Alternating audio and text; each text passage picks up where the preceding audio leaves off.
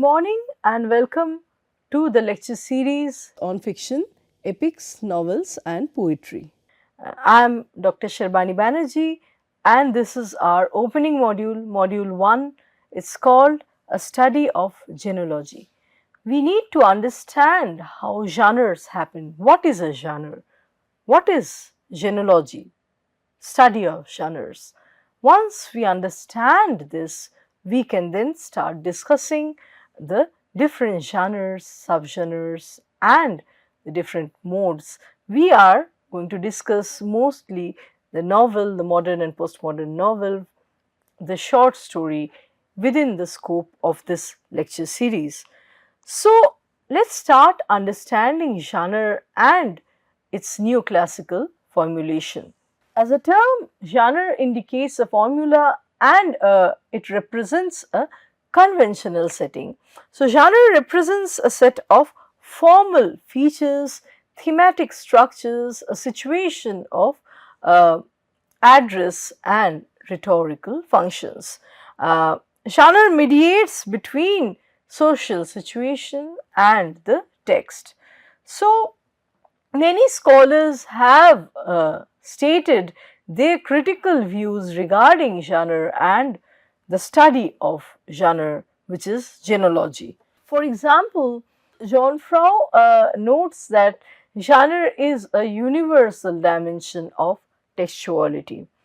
Further, Caroline Course Campbell and Kathleen Hall Jamieson observe that a genre is composed of constellation of recognizable forms that are bound together by an internal dynamic. The dynamic is a fusion of substantive, stylistic and situational elements which work as a range of potential strategic responses to the demands of situation and the purposes of rhetoric.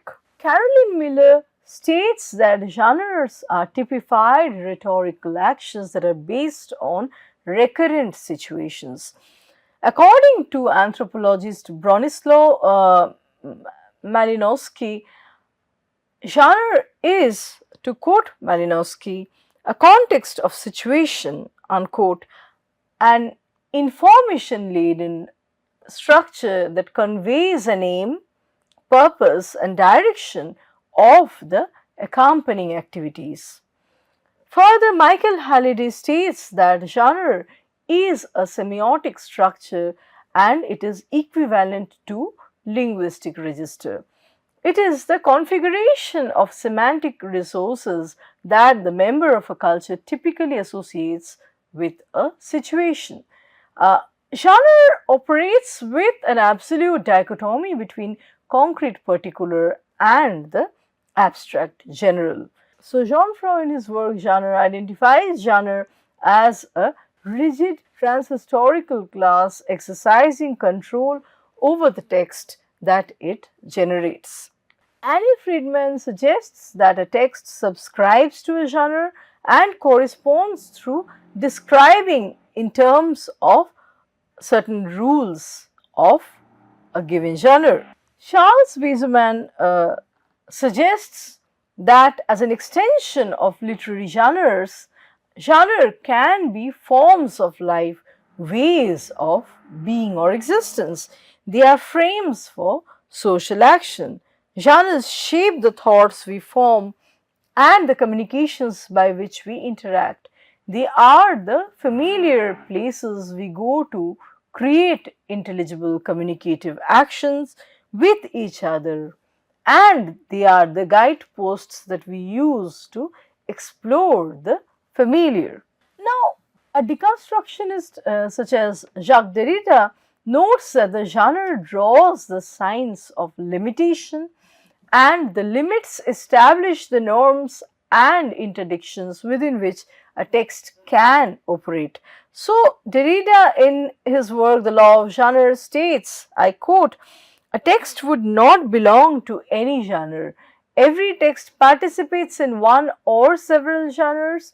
There is no genreless text. There is always a genre and genres. Yet such participation never amounts to belonging, unquote. So a text is more or less than a genre, but not quite one particular genre. That's where Derrida is coming from. Genres are differentiated into simple and complex genres by Jean Frau on the basis of situations that are dealt within them. It was Mikhail Bakhtin who further differentiated genres into primary and secondary genres. Primary genres comprise artistic, scientific, and sociopolitical texts, whereas secondary genres, also known as complex genres or speech genres, comprise novels, dramas, and all kinds of scientific research. During the process of their formation, the secondary genres absorb and digest various primary genres. The primary genres transform themselves before entering into secondary texts. They lose their immediate relation to actual reality and they forego some of their real utterances. Generic complexity happens when the simple genres mix with complex genres. The primary genre is univocal because it speaks its own language. On the other hand, complex genres are usually multivocal. So, intertextuality comes into play through a range of processes through which a text invokes the other and also through their relationships with other texts. Critics like Charles Briggs and Richard Bauman would note that genre is quintessentially intertextual. When any discourse is linked to a particular genre, the process by which it is produced and received is mediated through its relationship with a prior discourse. The link of a given genre is, however, not made to isolated utterances. The link is made to generalized or abstracted models of discourse production and reception. So, the neoclassical accounts of the literary genres prevailed in Europe during the 17th and 18th centuries in full swing. According to Socrates, everything that is said by poets and storytellers is a, to quote him, a narration or diagnosis of past, present, or future things, unquote. And it proceeds to quote again either by pure narration or by a narrative that is effected through imitation or by both, unquote. David Fishelov states that literary genres were divided on the basis of four sets of analogies that are conceptualized by 20th century critics, namely biological species, family, social situations, and speech acts. Further, Thomas Beebe speaks of four stages of genre criticism since the Renaissance, in which genre is understood successively as rules, as organically developing species, as patterns of textual features, and as conventions of reading. Classical writers tended to emphasize meter as a determining factor for genres. Accepting as at least one determinant, most modern critics in England and America would call a form such as the sonnet as a genre. On the other hand, other theorists preferring to exclude metrical patterns from their consideration of genre would like to place a type such as the sonnet into a separate category which is termed as fixed form. Tizedvit and Todorov maintains that genre is not a subject matter per se, but rather the state of mind that it induces. The history of the epic exemplifies the force of generic conventions. According to Homer, an epic is generally a long heroic poem divided into units that are labeled cantos or books.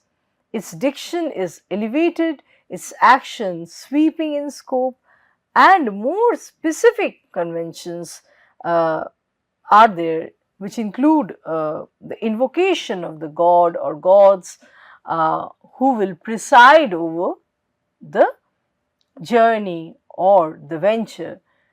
There are also epithets that are associated with the heroes. All of these qualities inform the primary epic, the way Homer envisions it, the Homeric primary epic. So, the second type of genre that we have after epic is novel. The novel serves the novelist's interest in the uh, literature of the past and, however, lends a fresh perspective to the new literary form. It's a breakaway from epic, so the treatment of time and characters are very different in the novel. As the name itself suggests, novel means something new. In literature, the basis of resemblance uh, lies in literary tradition. So, tradition produces generic resemblance, a sequence of influence and imitation, and inherited codes that connect works that belong to a single genre. Poems are made from older poems. To use Keats' metaphor, each is the child of an earlier representative of the genre and may yet be the mother of a subsequent representative, right? Aristotle's tragedy is constituted by realizations of certain elements. These are story or mythos, character or ethe, dialogue or lexis, characters, thought or dianoia, spectacle or opsis, and the lyrical element, also called melopoeia. So, the genre is identified not only by the presence of episodia and stesima of certain metrical patterns and certain devices, for example, stichomythia, but also by a serious plot with reversals and discoveries, a noble protagonist, and emotions of high intensity occasioned by a conflict of values. Apart from the historical kinds, the broad term genre also includes the more or less unstructured modes on the one hand and purely formal constructions or constructional types on the other. These categories can be distinguished through appealing to the idea of generic repertoire. In subgenres, we find a set of obligatory part repertoire comprising substantive rules that pertain to external characteristics together with some additional specifications of content. So, in a subgenre, some of the qualities, some of the aspects refer back to the genre from which it has originated, and yet there are certain external additional characteristics that are specific to this subgenre, specific to the content. Compared with historical genre, the subgenre category adds features, whereas the mode subtracts them. So, amority, for example, is amority in mode, Elizabethan sonnet in kind, and of the blazon subgenre. Generic features have distinctive representational aspects such as being narrative, being dramatic, lyrical, or discursive. Every kind is characterized by an external structure. For example, Attic tragedy has manifestly some such structure as prologue or choral song or episode or exode, where neoclassical tragedy has a 5-act structure. So uh, Renaissance brief epics and biblical epics are commonly divided into 4 or 6 or 7 books, whereas in classical primary epics, especially, we see divisions into 12 or 24 books, either in accordance with ancient precedents or in terms of number symbolisms. So the hexameric 6, for example, the encyclopedic 24, for example. In earlier literature, numerological structure regularly contributed to generic differentiation. So based on how many books a work has, or how many cantos an epic has, would account for the generic differentiation, the genre it belongs to. So triumphal poems usually had symmetrical structures with a central emphasis. Epithalmia were divided by temporal or nuptial numbers. In ancient criticism, metrical structure was especially genre linked. Indeed, meters were so rigorously connected with particular kinds as to provide a basis of classification. For example, Aristotle writes of iambics as formerly used for invective, but extended to comedy. Some critics have also understood the form as promptly becoming neutralized and abdicating its role as a generic label. Meter had subsequently become more closely genre linked than in the former times. So, for example, common meter is mainly associated with the Christian hymn, whereas the ancient hymn lacked any metrical form altogether, right? So, as every kind has a formal structure, so it must have a size too. Indeed, size counts as a critical factor from a generic point of view. Closely related to size is scale. Scale, when combined with other features, may serve as a sensitive generic indicator. Picaresque's frequent changes of setting establish a scale that is specific to its type and rules out characteristics of other kinds of narrative, something that is unique to the picaresque. Similarly, values are inherent in all kinds. There have been among the themes of, so these have been among the themes of several important studies, such as Rosenmeyer's Green Cabinet, which focuses on the Epicurean values in certain pastoral kinds. Satire may seem chaotic or nihilistic, but in reality it is more often traditional, if not conservative. Its positive values are implicit and offered with elaborate obliquity, surprise, and even a sudden denouement or climax, all of which entail familiarity in order to communicate themselves.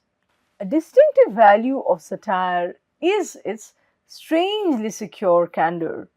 Um, it is confident, you know, so it is confident of the fact that truth is exposed rather than colored or made bearable. That is where confidence or the candor of satire comes from.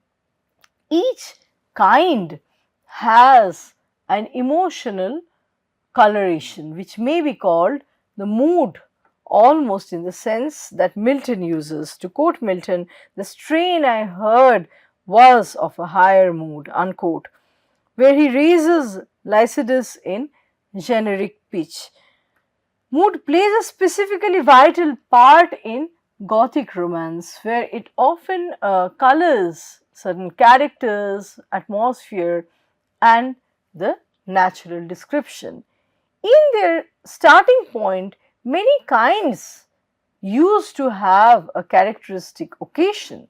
In these occasional kinds, for example, epithalamion, epicid, genethliacon, relations with rituals and customs were particularly intimate and rich.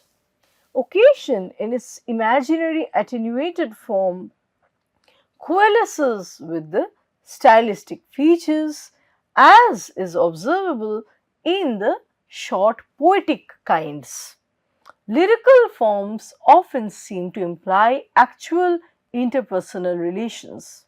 So, for example, John Donne's A Valediction Forbidding Mourning adopts a similarly intimate stance. Narrative kinds may have a distinctive mise-en-scène. This is a highly developed feature in romance, science fiction, the Gothic short story, and the psychological novel. With certain types of very similar novel, however, the setting may become insignificant. Character is also a very important focus, one of the chief focuses of genre theory. This usually involves much fine drawn moral analysis since a character personifies certain values. In epic, the generic protagonist has gone through a long course of development but has always had a strategic moral significance. As an example, we have Spencer. We have Spencer relating his Arthur to previous examples of a good governor and a virtuous man. Similarly, Milton trains his readers to recognize his Satan as a hero with pagan epic values. Aristotle says that the tragic protagonist should be, to quote him, a man preeminently virtuous and just, unquote, whose misfortunes are brought on, to quote him again, not by vice and depravity, but by some error of judgment, unquote. I would like to stop this lecture here today and let's meet for further lectures and for further discussions. Thank you.